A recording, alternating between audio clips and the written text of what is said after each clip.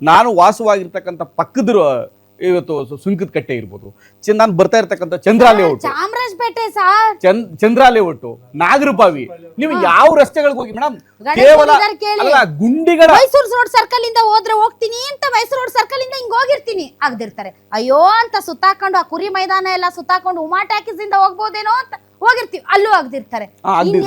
ನಾನ್ ನೋಡ್ದೆ ಮೊನ್ನೆ ಚಾಮರಾಜಪೇಟೆ ಬಂದಿದ್ದೆ, ಇಡೀ ರಸ್ತೆ ನೀವು ಉಮಾ ಟ್ಯಾಕಿಸ್ ರೋಡ್, ಆ ರೋಡ್ ಲೆಫ್ಟ್ ರೈಟ್ ಎಲ್ಲ ಪೂರ್ತಿ ಆಗ್ತಿದ್ದಾರೆ. ನಾನೇ ಬಂದಿದ್ದೆ ಅಂದ್ರೆ ಎಲ್ಲಾ ಕಡೆ ಆಗ್ತಿದ್ದಾರೆ. ಮುಚ್ಚೋದು ಮೊದ್ಲು ಟ್ರಾಫಿಕ್ ಜಾಮ್ ಆಗ್ತಾ ಇದೆ ಏನು ಗೊತ್ತಾ ಮೇಡಮ್, ಸಿಗ್ನಲ್ಗೋಸ್ಕರ ಆಗ್ತಾ ಇತ್ತು, ಮೂವಿಂಗ್ ಇದೆ. ಇವಾಗ ಹಂಗಲ್ಲ, ಗುಂಡಿಗಳಿಂದ ಸಮಸ್ಯೆ, ಗುಂಡಿಗಳಿಂದ ಜಾಮ್ ಆಗ್ತಾ ಇದೆ. ನೀವ್ ಯಾವ್ದೇ ರೋಡ್ ತಗೊಳ್ಳಿ ಸರ್, ಆರ್ಎಪಿ ಕಾಸೆ ತಗೊಂಡು ನಿಂತು ಬಿಟ್ಟಿರ್ತಾನೆ, ಯಾವಾಗ ಆಗಿಲ್ಲ ಅಂತ ಆಗದು ಮೇಡಮ್. ನಮ್ ಕೋರ್ಟು, ನಮ್ ಸಿವಿಲ್ ಕೋರ್ಟು KR ಸರ್ಕಲ್ ಇಂದ ನಮ್ಮ ಸಿವಿಲ್ ಕೋರ್ಟ್ ಅವ್ರಿಗೆ ಕಳೆದ 1 ವರ್ಷದಿಂದ ನಡೀತಾ ಇದೆ. ರೋಡ್ ಸೈಡ್ ಆ ಕಡೆ ಫಸ್ಟ್ ಡ್ರೈನೇಜ್ ವರ್ಕು 1 ವರ್ಷದಿಂದ ನಡೀತಾ ಇದೆ. ಈಗ ಒಂದ್ ಸೈಡ್ ಇದಾಕಿದ್ದಾರೆ, ಸಿಮೆಂಟ್ ಹಾಕಿದ್ದಾರೆ. ಅಂದ್ರೆ ಪ್ರತಿ ದಿವಸ ಒಂದಲ್ಲ ಒಂದು ಕಾರಣಕ್ಕೆ ಈ ರೀತಿ ಸಮಸ್ಯೆಗಳು ಬರ್ತಾ ಇದ್ರು ಕೂಡ ಡೆಪ್ಟಿ ಸಿಎಂ ಅವರು ಹೇಳ್ತಾರೆ ಗ್ರೇಟರ್ ಬೆಂಗಳೂರಿನ ಕಾನ್ಸೆಪ್ಟ್ ಏನಾದ್ರು ಅಟ್ಲೀಸ್ಟ್ ಕೆಲಸ ಮಾಡ್ತಾ ಇದ್ದೀರಾ ನೀವು? ಆ ಗ್ರೇಟರ್ ಬೆಂಗಳೂರು ಅನ್ನೋದಕ್ಕೇನಾದ್ರು ಅರ್ಥ ಇದೆಯಾ? ನೀವು ಈ ಬೆಂಗಳೂರು ಇಡೀ ಭಾರತದ ಅಲ್ಲ, ಪ್ರಪಂಚಕ್ಕೆ ಒಂದು ಹೆಸರು, ಪ್ರಪಂಚಕ್ಕೆ ಅಂತ ಬ್ರ್ಯಾಂಡ್ ಇರ್ತಕ್ಕಂಥ ಬೆಂಗಳೂರಿಗೆ ಯಾವ ಮಟ್ಟದ ಇನ್ಫ್ರಾಸ್ಟ್ರಕ್ಚರ್ ಇರಬೇಕಾಯ್ತು, ಯಾವ ರೀತಿ ರಸ್ತೆಗಳಿರ್ಬೇಕಾಯ್ತು. ಇವತ್ತು ದೇಶ ವಿದೇಶಗಳಿಂದ ಜನ ಬರ್ತಾ ಇದ್ದಾರೆ. ಇವತ್ತೇನಾಗಿದೆ ಗೊತ್ತಾ ಮೇಡಮ್, ಬೆಂಗಳೂರು ಇವತ್ತು ಬೆಳಿಗ್ಗೆ ತಿಂಡಿ ತಿಂದರೆ ಸಾಯಂಕಾಲ ಊಟಕ್ಕೆ ಬೇರೆ ಅಮೆರಿಕದಲ್ಲಿ ಇರ್ತಾನೆ, ಅಂಥ ಸ್ಥಿತಿ ನಾವು ಬದುಕ್ತಾ ಇದೀವಿ.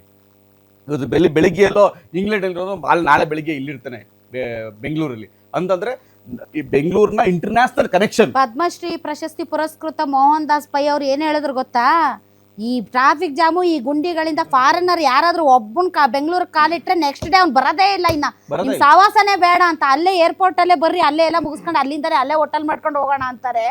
ಹಂಗಾಗಿದೆ ಪರಿಸ್ಥಿತಿ. ದುಬೈನಲ್ಲಿ ಮಾಡಿದಾರೆ ಆ ಇನ್ಫ್ರಾಸ್ಟ್ರಕ್ಚರ್ ರೋಡು ಅದ್ಭುತವಾಗಿದೆ ಮೇಡಮ್. ಆ ರಸ್ತೆಗಳನ್ನ ಏನಾರೋ ಇನ್ನು 100 ವರ್ಷ ಆದ್ರೂ ಈ ಮಾಡಕ್ ಆಗುತ್ತೋ ಇಲ್ವ ಅಂತ ಆಮೇಲೆ ಇಲ್ಲಿ ರಸ್ತೆ ಮಾಡಿ ಈಗ ಒಂದು ಇವರು ಯಾರು ನಮ್ಮ ಸತೀಶ್ ಅವರು 1 ವರ್ಷಕ್ಕೇನೆ ರೋಡ್ ಕಿತ್ತೋಗುತ್ತೆ ಸರ್. ಅದೆಂತ ಟೆಕ್ನಾಲಜಿ, ಅದೆಂತ ಕಾಮಗಾರಿ, ಅದೆಂತ ನಿರ್ವಹಣೆ, 1 ವರ್ಷಕ್ಕೇನೆ ರೋಡ್ ಕಿತ್ತೋಗುತ್ತೆ. ವಿಪರ್ಯಾಸ ಏನಂತ ಹೇಳಿದ್ರೆ ಈ ಬೆಂಗಳೂರಿನ ವೈಟ್ ಟಾಪಿಂಗು ಅಂತಾರೆ, ಬ್ಲಾಕ್ ಟಾಪಿಂಗು ಅಂತಾರೆ. ಈ ರಸ್ತೆ ಗುಂಡಿಗಳು ನೀವು ಕಳೆದ ಇದರಲ್ಲಿ ಬಸವರಾಜ ಬೊಮ್ಮಾಯಿ ಅವರ ಸಂದರ್ಭದಲ್ಲಿ ಒಂದು ಅಂಕಿಅಂಶನ ಕೊಡ್ತಾರೆ ವಿಧಾನಮಂಡಲದಲ್ಲಿ.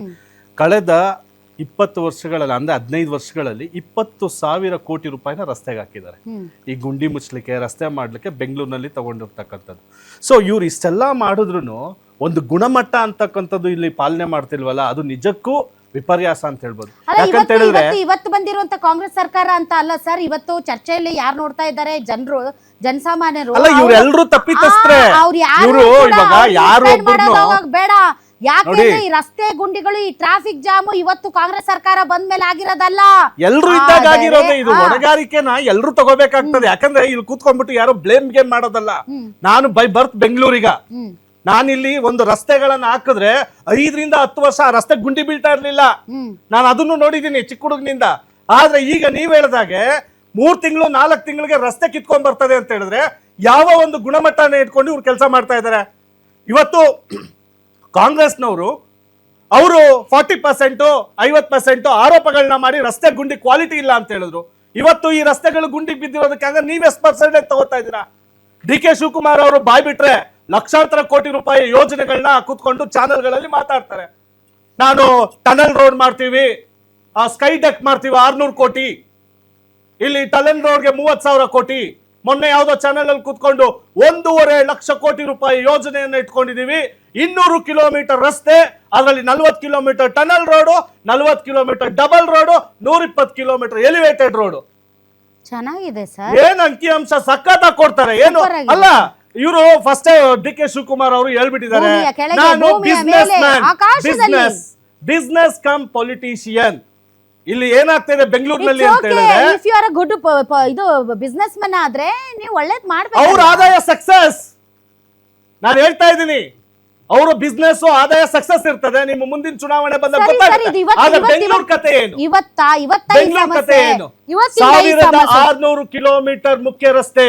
BBMP ಕಮಿಷನರ್ ಕೂತ್ಕೊಂಡು ಮೊನ್ನೆ ಮಾತಾಡ್ತಾರೆ, 1600 ಕಿಲೋಮೀಟರ್ ಮುಖ್ಯ ರಸ್ತೆ ಇವತ್ತು ಹದ್ಗೆಟ್ ಬಿದ್ದೋಗಿದೆ. ನಾನಲ್ಲಿ ಸುಂಕದ ಕಟ್ಟೆಯಿಂದ ನಾನು ಕಾಮಾಕ್ಷಿಪಾಳ್ಯ ಈ ಕಡೆ ಬಂದ್ರೆ ಯಾವ ಗುಂಡಿಲ್ ಬಿದ್ದೋಗ್ತೀನೋ ಗೊತ್ತಿಲ್ಲ. ಎಷ್ಟೋ ಜನ ಪ್ರಾಣಗಳನ್ನ ಸತ್ತೋಗಿದ್ದಾರೆ ಸರ್. ಕಳ್ಕೊಂಡಿದ್ದಾರೆ, ಹೌದು. ಟೀಚರ್ ಕಳ್ಕೊಂಡಿದ್ದಾರೆ, ಪೊಲೀಸ್ನವ್ರು ಕಳ್ಕೊಂಡಿದ್ದಾರೆ. ಏನ್ರಿ ನೀವು ಎಲ್ಲ ಟ್ಯಾಕ್ಸ್ ಹೆಚ್ಚಿಗೆ ಮಾಡಿದ್ರಿ, ಕಸಕ್ಕೆ ಸೆಸ್ಸು. ಇಲ್ಲಿ ನೀವು ಒಂದು ವೈಜ್ಞಾನಿಕವಾಗಿ ಯೋಚನೆ ಮಾಡಬೇಕಾಗ್ತದೆ. ಬೆಂಗಳೂರಿನಲ್ಲಿ ಯಾಕೆ ಗೊತ್ತಾ, ಒಂದು ಗುಣಮಟ್ಟದ ಕೊರತೆ ರಸ್ತೆ ಇದು, ಇನ್ನೊಂದ್ ಕಡೆ ಕಸಕ್ಕೂ ಒಂದು ರಿಲೇಟೆಡ್ ಸಂಬಂಧ ಇದೆ. ಯಾಕಂತ ಹೇಳಿದ್ರೆ ಮುಖ್ಯ ರಸ್ತೆಗಳಲ್ಲಿ ಕಸಗಳ ನಿರ್ವಹಣೆ ಕರೆಕ್ಟ್ ಆಗಿ ಮಾಡಲ್ಲ. ಇವರೆಲ್ಲ ತಗೊಂಡೋಗಿ ಚರಂಡಿಗೆ ಹಾಕ್ತಾರೆ. ಮಳೆ ಬಂದಾಗ ಚರಂಡಿಲಿ ನೀರು ಹೋಗಲ್ಲ, ಆ ನೀರೆಲ್ಲ ಬಂದು ರಸ್ತೆ ಮೇಲೆ ಹೋಗ್ತದೆ. ಇವ್ರು ಮಾಡೋದು ಓಟ ಇರಲ್ಲ ರಸ್ತೆಯಲ್ಲಿ, ಎಲ್ಲ ಹಂಗೆ ತೊಟ್ಲು. ಅದನ್ನೇ ಅಲ್ವಾ ಕೂತ್ಕೊಂಡು ಕಾಂಗ್ರೆಸ್ನವರು ಪಾಪ ಬಿಜೆಪಿನವರು ಸರ್ಕಾರ ಮಾಡ್ತಾ ಇರ್ಬೇಕಾದ್ರೆ ಅವರ ಯುವ ಯಾರು ಕರ್ನಾಟಕ ಇದು ಹರೀಶ್ ಅವರು ಮಗ ಅವ್ರು ಇದ್ರಲ್ಲ, ಅವರು ಬೋಟ್ ಎಲ್ಲ ಬಿಟ್ರಪ್ಪ. ನಲ್ಪಾಡ್ ಅವ್ರ ಬೋಟ್ ಎಲ್ಲ ಬಿಟ್ಟು ಸ್ಟಂಟ್ ಮಾಡಿದ್ರಿ. ಎಲ್ರಿ ಇವಾಗ ನಿಮ್ ಸರ್ಕಾರ ಇದೆ? 3 ತಿಂಗಳಿಂದ ಡಿ.ಕೆ. ಶಿವಕುಮಾರ್ ಅವರು ಪೋಸ್ಟರ್ ಹಾಕೊಂಡಿದ್ರು ಅವ್ರ ಫೇಸ್ಬುಕ್ ವಾಲ್ ಅಲ್ಲಿ ಹೋಗಿ ನೋಡ್ಲಿ. ನಾವು ಸುಂದರವಾದ ರಸ್ತೆಗಳನ್ನ ನಿರ್ಮಾಣ ಮಾಡಿದ್ವಿ, ಜೂನ್ಗೆ ಹಾಕೊಂಡಿದ್ರು. ಎಲ್ಲಿ ಸರ್?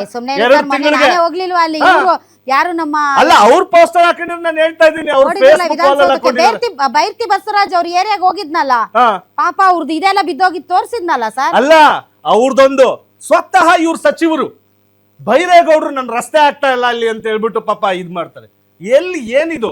ಒಂಥರ ರಿಪಬ್ಲಿಕ್ ಆಫ್ ಬೆಂಗಳೂರ್ನ ಕ್ಯಾಪ್ಚರ್ ಮಾಡಿ ಇಟ್ಕೊಂಡು ಗ್ರೇಟರ್ ಬೆಂಗಳೂರು ಅಂತ ದೊಡ್ಡ ದೊಡ್ಡ ಟೈಟಲ್ ಕಟ್ಕೊಂಡು